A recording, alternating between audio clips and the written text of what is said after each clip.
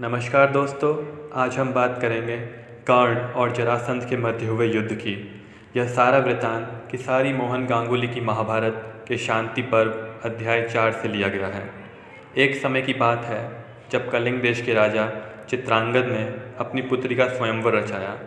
उस स्वयंवर में देश देश के कई राजा उपस्थित थे। जब यह बात दुर्योधन को मालूम चली तो वो भी कर्ण, भीष्म और द्रोणाचार्य के साथ वहाँ गया। कलिंग राज की राजधानी राजपुर नामक नगर में थी, जो बहुत ही सुंदर थी।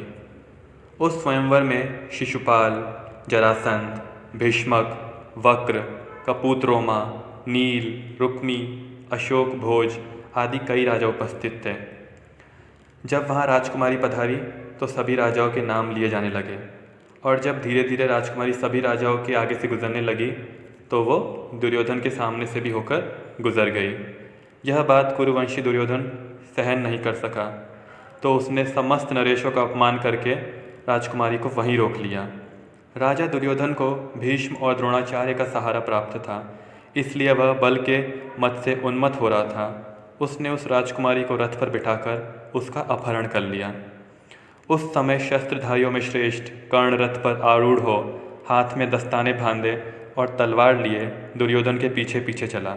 तदंतर युद्ध की इच्छा वाले राजाओं में से कुछ लोग कवच बांधने और कुछ रथ जोतने लगे। उन सब लोगों में बड़ा भारी संग्राम छिड़ गया।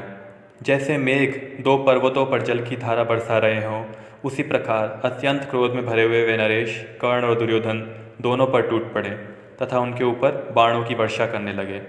कर्ण ने एक एक बाण से उन सभी आक्रमणकारी नरेशों के धनुष और बाण समूहों को भूतल पर काट गिराया। तदंतर प्रहार करने वालों में श्रेष्ठ कर्ण ने जल्दी जल्दी बाण मारकर उन सब राजाओं को व्याकुल कर दिया।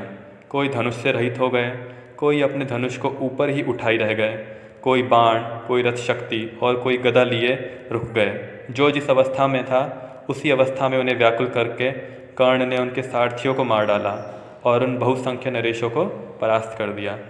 वे पराजित भूपाल भग्र मनोरथ हो स्वयं ही घोड़े हाँकते और बचाव बचाव की रट लगाते हुए युद्ध छोड़कर भाग गए। दुर्योधन कर्ण से सुरक्षित हो राजकन्या को साथ लिए राजी खुशी हस्तिनापुर वापस आ गया। कर्ण और जरासंध के मध्य दूसरा युद्ध तब हुआ जब कर्ण के बल की ख्याति सुनकर मगध देश के राजा जरासंध ने द्वैरथ युद्ध के लिए उसे ललकारा। यह सारा वृतांत किसारी मोहन गांगुली की महाभारत के शांति पर्व अध्याय 5 से लिया गया है। कर्ण और जरासंध दोनों ही दिव्यास्त्रों के ज्ञाता थे। उन दोनों में युद्ध आरंभ हो गया। वे रणभूमि में एक दूसरे पर नाना प्रकार के अस्त्र शस्त्रों की वर्षा करने लगे। दोनों के ही बाण क्षीण हो गए, धनुष कट गए और तलवारों के टुकड़े टुकड़े हो गए। तब वे दोनों बलशाली वीर पृथ्वी पर खड़े हो भुजाओं द्वारा मल्लयुद्ध करने लगे। कर्ण ने बाहुकंटक युद्ध के द्वारा जरा नामक राक्षसी के जोड़े हुए युद्धपरायण जरासंध के शरीर की संधि को चीरना आरंभ किया। राजा जरासंध ने अपने शरीर के उस विकार को देखकर वैर भाव को दूर हटा दिया और कर्ण से कहा, मैं तुम पर बहुत प्रसन्न हूँ। साथ ही उसने प्रसन्नतापूर्वक कर्ण को मालिनी नगरी दे दी, जिसे चंपा भी कहा जाता है, और कर्ण दुर्योधन की आज्ञा से अंग देश और चंपा दोनों पर राज करने लगा। इस प्रकार कर्ण अपने शस्त्रों के प्रताप से समस्त भूमंडल में विख्यात हो गया।